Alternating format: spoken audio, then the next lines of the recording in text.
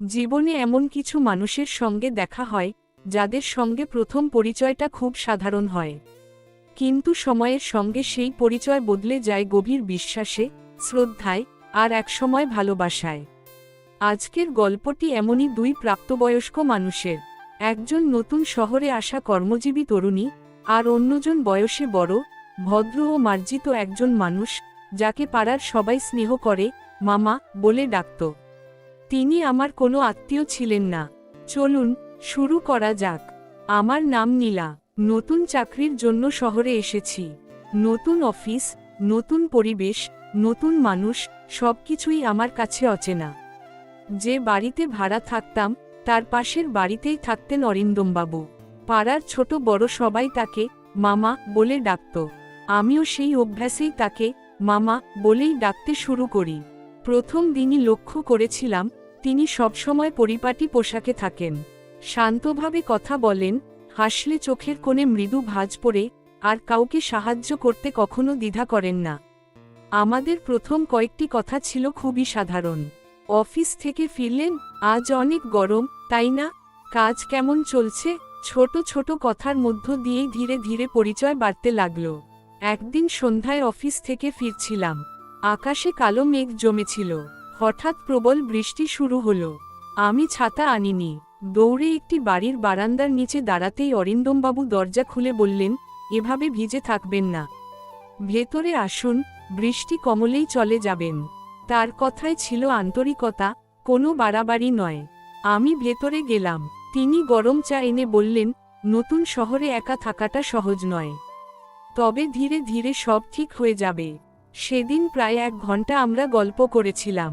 জানলাম তিনি বহু বছর কলেজে পড়িয়েছেন। বই পড়া, গাছ লাগানো আর গান শোনা তার প্রিয় শখ। বৃষ্টি একটু কমতেই আমি বেরিয়ে পড়লাম। ভেজা সিঁড়ি দিয়ে নামার সময় হঠাৎ আমার পা পিছলে গেল। আমি ভারসাম্য হারিয়ে ফেলছিলাম। ঠিক তখনই তিনি দ্রুত হাত বাড়িয়ে আমাকে সামলে দিলেন। আমি স্বাভাবিক হয়ে দাঁড়াতেই তিনি বললেন, সাবধানে, ভেজা সিঁড়িতে তাড়াহুড়ো করা ঠিক নয়। আমি একটু অপ্রস্তুত হয়ে হেসে বললাম, ধন্যবাদ, আজ আপনি না থাকলে হয়তো সত্যিই পড়ে যেতাম।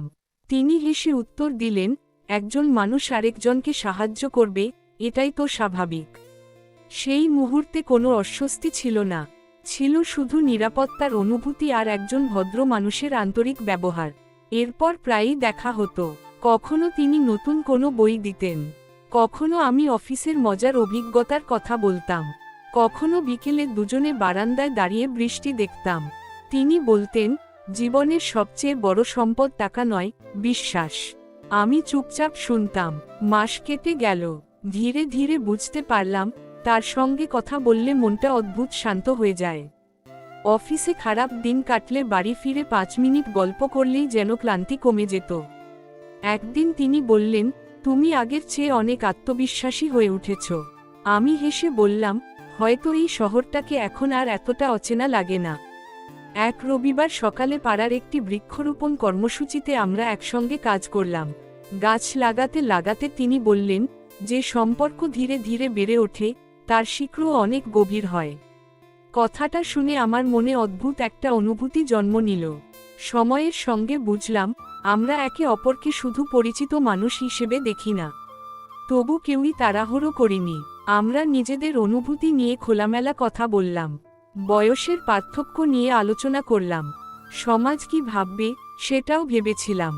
সবচেয়ে গুরুত্বপূর্ণ বিষয় ছিল দুজনের স্বাধীন সিদ্ধান্ত এবং পারস্পরিক সম্মান। অনেক আলোচনা, সময় আর পরিবারের সঙ্গে কথা বলার পর আমরা সম্পর্কটিকে নতুন রূপ দেওয়ার সিদ্ধান্ত নিলাম। তিনি বলেছিলেন, ভালোবাসা তখনই সুন্দর যখন তার মধ্যে সম্মান থাকে। আমি উত্তর দিয়েছিলাম, আর বিশ্বাস থাকলে পথটা অনেক সহজ হয়ে যায়। আজও সেই কথাগুলো আমার কাছে সবচেয়ে মূল্যবান। জীবনের সব সম্পর্ক একই রকম হয় না। কখনো কখনো একজন মানুষের চরিত্র, সততা, সম্মানবোধ আর আন্তরিকতায় ধীরে ধীরে ভালোবাসার ভিত্তি তৈরি করে।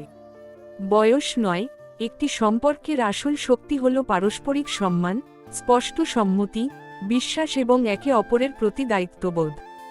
আপনাদের যদি এই গল্পটি ভালো লেগে থাকে তাহলে ভিডিওটি লাইক করুন, আপনার মতামত কমেন্টে জানান এবং এমন আরও হৃদয়স্পর্শী গল্প শুনতে আমাদের চ্যানেলটি সাবস্ক্রাইব করতে ভুলবেন না। ধন্যবাদ।